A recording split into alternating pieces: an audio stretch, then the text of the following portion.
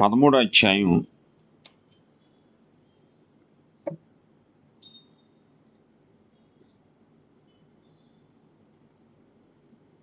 20వ వచనం. జ్ఞానుల సహవాసము చేయువాడు జ్ఞానము గలవాడగును, మూర్ఖుల సహవాసము చేయువాడు చెడిపోవును అని మహాజ్ఞాని అయినటువంటి సొలొమోను మనకు తెలియచేస్తున్నాడు. సొలొమోను జీవితం కూడా ఎంత జ్ఞానం సంపాదించినా చివరికి ఏ విధంగా అతని యొక్క జ్ఞానము నాశనం అయిపోయిందన్న సంగతి మీ అందరికీ తెలుసు. అయితే ఇక్కడ దృష్టాంతంగా ఆయన జీవితాన్ని తీసుకోవాలి, అలాగే ఆయన చెప్పిన మాటలను కూడా మనం ధ్యానం చేయాలి.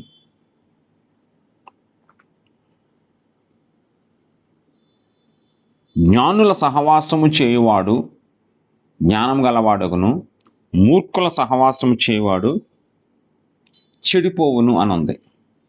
క్రైస్తవ జీవితంలో సహవాసం అనే పదానికి చాలా ప్రాముఖ్యత కలిగినది. సహవాసం లేకుండా దేవుని సంఘంలో పరిశుద్ధులుగా ఉండటం అనేది అసంభవం. మానవుడు సంఘజీవి అని సోషియాలజీలో చెప్తారు. క్రైస్తవ ఆత్మీయ జీవితంలో కూడా మనము ఇక్కడ సంఘ జీవితాన్ని సహవాసము అనే పదముతో పోల్చవచ్చు. మన సహవాసము ఎవరితో అనే విషయాన్ని మనకు మనముగా పరిశీలన చేసుకోవాలి. సాధారణంగా ప్రతి మనిషి కూడా నేను నిర్దోషిని, నేను నిష్కల్మషమైన హృదయం గలవాడిని, నాలో ఏ దోషము లేదు, నాలో ఏ పాపము లేదు, నా ఎంత మంచివాడు, నా ఎంత మంచిది ఎవరు లేరు అని భ్రమపడుతూ ఉంటాం. అయితే వాక్యం ఏమి సెలవిస్తుందంటే నీతిమంతుడు ఒక్కడు లేడని సెలవిస్తుంది. ఇర్మియా గ్రంథంలో ఏమని వ్రాయబడి ఉందంటే, కొంతమంది ఎదటివాని మీద కొండెములు చెబుతూ ఎదటివానిలో సహోదరునిలో తప్పులు పట్టాలని చూస్తూ ఉంటారట. అందుకని ప్రభు ఒక చోట అంటాడు, నీ కంటిలో ఉన్నటువంటి నలుసుని గుర్తించమని కూడా చెప్పాడు. అయితే ఇక్కడ సందర్భంలో మనం జ్ఞాపకం చేసుకోవాల్సిన విషయం ఏంటంటే, మరి ఎవరు జ్ఞానులు, ఎవరు మూర్ఖులు అనే విషయం తెలిస్తేనే కదా మనం సహవాసం చేసేది. కాబట్టి జ్ఞానము అనే పదము చాలా విస్తృతమైనటువంటి విషయం. ఎందుకంటే అనంత జ్ఞాని అయినటువంటి దేవుని యొక్క మార్గంలో మనం నడవటమే జ్ఞానము కలిగి ఉండటం. ఈ లోకంలో ఎంతోమంది జ్ఞానులము, పండితులము, పాండిత్యము గలవారము, ప్రవీణులమని చెప్పుకుంటున్నారు. కానీ దేవుని దృష్టిలో వారు జ్ఞానులు కారు. సృష్టించినటువంటి దేవుణ్ణి తెలుసుకొని దేవుని యొక్క ఆజ్ఞలను, దేవుని యొక్క శాసనాలను, దేవుని యొక్క నిబంధనలను, దేవుని యొక్క మార్గములను గ్రహించి తదనుగుణంగా నడుచుకునేవాడే జ్ఞానం గలవాడని నేను మీకు సవినయముగా తెలియచేస్తున్నాను. కాబట్టి జ్ఞానం అనేది ఒక వ్యక్తికి ఒక రోజులో వచ్చేటువంటి పరిపూర్ణత కాదు. నిత్యము జ్ఞానాన్ని అన్వేషిస్తూ ఉండాలి.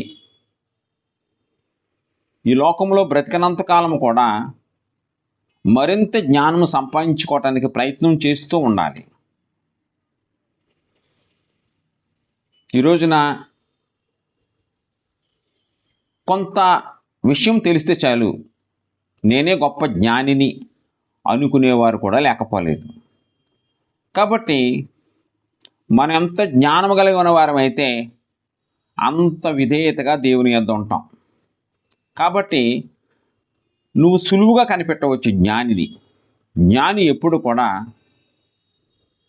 తగ్గించుకుంటాడు, గుర్తింపు కోరుకోడు, కీర్తి కోసం ప్రాకులాడడు, ఎదుటి వ్యక్తికి సహాయం చేస్తూ ఉంటాడు.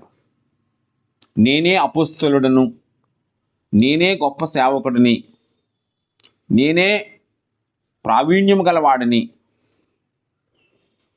నాకు మించిన వారు లేరు, నాకున్నటువంటి వరాలు ఎవరికీ లేవు, నేనే పరిశుద్ధుడను, నన్ను మించిన పరిశుద్ధులు ఈ ప్రపంచంలోనే లేరు అని భావిస్తున్న వాళ్ళ యొక్క మాటలు గనక మీరు కనిపెట్టగలిగితే ఎవరు జ్ఞానవంతులో మీరు వివేచనతో గ్రహించగలరు.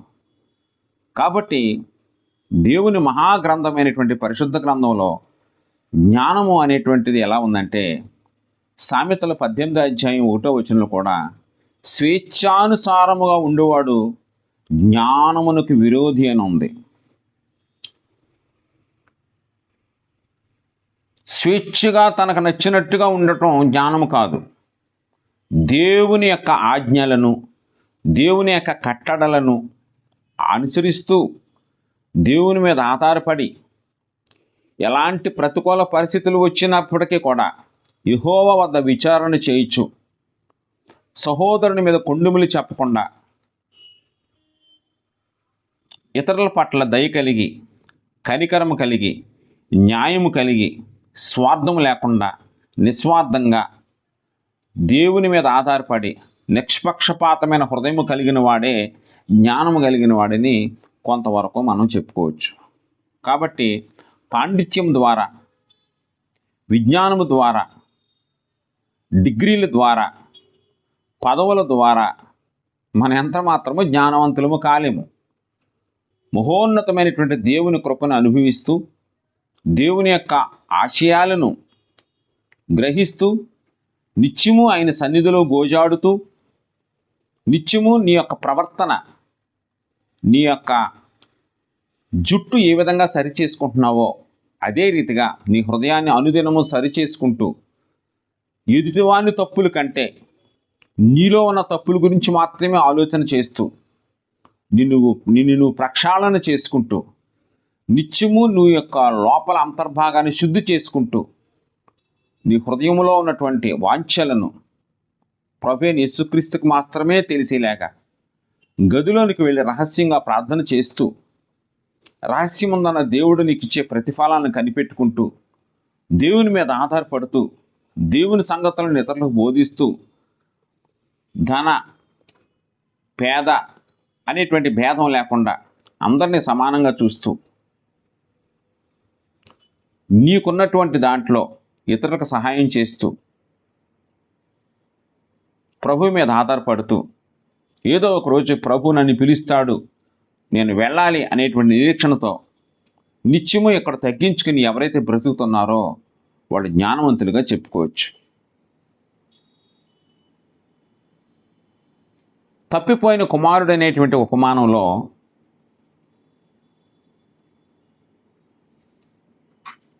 తప్పిపోయిన కుమారుడే జ్ఞానము లేనివాడని చెప్పుకుంటున్నాం మనం. కానీ అతనికి మొదటి జ్ఞానము లేకపోయినప్పటికీ బుద్ధి వచ్చినప్పుడు అనే పదం అక్కడ ఉంది. అనగా అతనికి జ్ఞానము తర్వాత వచ్చింది, కానీ తండ్రితో మొదటి నుండి సహవాసము చేసినటువంటి పెద్ద కుమారుడు చివరికి జ్ఞానహీనుడయ్యాడన్న విషయం మీరు గ్రహించాలి. కాబట్టి జ్ఞానం అనేది ఎవరికి కూడా మొట్టమొదటిసారి మాత్రమే వస్తుంది అనుకుంటా లేదు. అలాగే మొదటి నుంచి తండ్రితో సహవాసం చేసినంత మాత్రాన నువ్వు జ్ఞానవంతుడు కావు. జ్ఞానం అనేది నువ్వు అనుకున్నట్టుగా ఒకే చోట స్థిరంగా ఉండదు, అది మారుతూ ఉంటుంది. తప్పిపోయిన కుమారుడి విషయంలో జ్ఞానవంతుడైపోయాడు. తప్పిపోయిన కుమారుడు తండ్రిని హత్తుకోగలిగాడు. తండ్రితోనే ఉన్నటువంటి పెద్ద కుమారుడు జ్ఞానము కలిగిన వాడే, తన ఆస్తిని ఇవ్వమని కోరుకోలేదు. కానీ ఏ రోజైతే చిన్న కుమారుడు వచ్చి తండ్రితో కలిసిపోయాడో అతనుకున్న జ్ఞానం అంతా కూడా వృధా అయిపోయి ఆ తమ్ముడి మీద ఉన్నటువంటి అసూయతో జ్ఞానహీనుడిగా ఉన్నట్టుగా, జ్ఞానహీనుడైపోయినట్టుగా వాక్యం సెలవిస్తుంది. కాబట్టి నేనే జ్ఞానవంతుణ్ణి, నేనే గొప్పవాణ్ణి, నాకే విజ్ఞానం ఉందని విర్రవీగిపోకుండా దేవుని ఎదుట సాగిలపడి, దేవుని మీద ఆధారపడి దేవుని సంగతులను జాగ్రత్తగా తెలుసుకోవాలి. ఇర్మియా గ్రంథం 10వ అధ్యాయం 24వ వచనంలో కూడా కాపరుల గురించి చెప్తున్నాడు. కాపరులు పశుప్రాయులై యెహోవా వద్ద విచారణ చేయురు గనుక వారు వర్ధిల్లకై ఉన్నారన్నాడు. కొంతమంది కాపరులు కూడా పశుప్రాయులుగా ఉంటారు. మనం ఏ విధంగా గమనించవచ్చు అంటే, వాళ్ళు ఏ విధంగానూ కూడా యెహోవా వద్ద విచారణ చేయరు. యెహోవా వద్ద విచారణ చేయనటువంటి వారు ఎవరైనప్పుడు కూడా పశుప్రాయులే. అదేవిధంగా వారు దుష్ట హృదయముతో మోక్కత చెప్పున నడుచుకుంటూ ఉంటారు.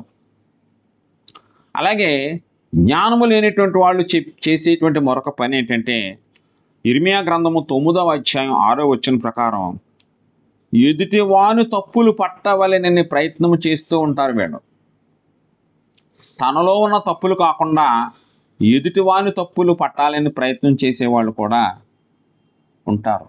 వాళ్ళే మూర్ఖులు. కాబట్టి మూర్ఖుల సహవాసము చేయవాడు చెడిపోవుననుంది. కాబట్టి మనలో ఎంత మూర్ఖత్వం ఉందో అనేది ముందు తెలుసుకోకుండా మనం జ్ఞానులము కాలేము. మనం జ్ఞానులము కావాలంటే మొట్టమొదట మనం చేయవలసిన పని, మన హృదయపు అంతర్భాగంలో ఉన్నటువంటి మూర్ఖత్వాన్ని మనం గుర్తించుకుని ముందు మన హృదయాన్ని సరిచేసుకోవటమే జ్ఞానముకు నాంది అనే విషయాన్ని మీరు తెలుసుకోవాలి. దేవుడు చిన్న వాక్యమును దీవించునుగాక.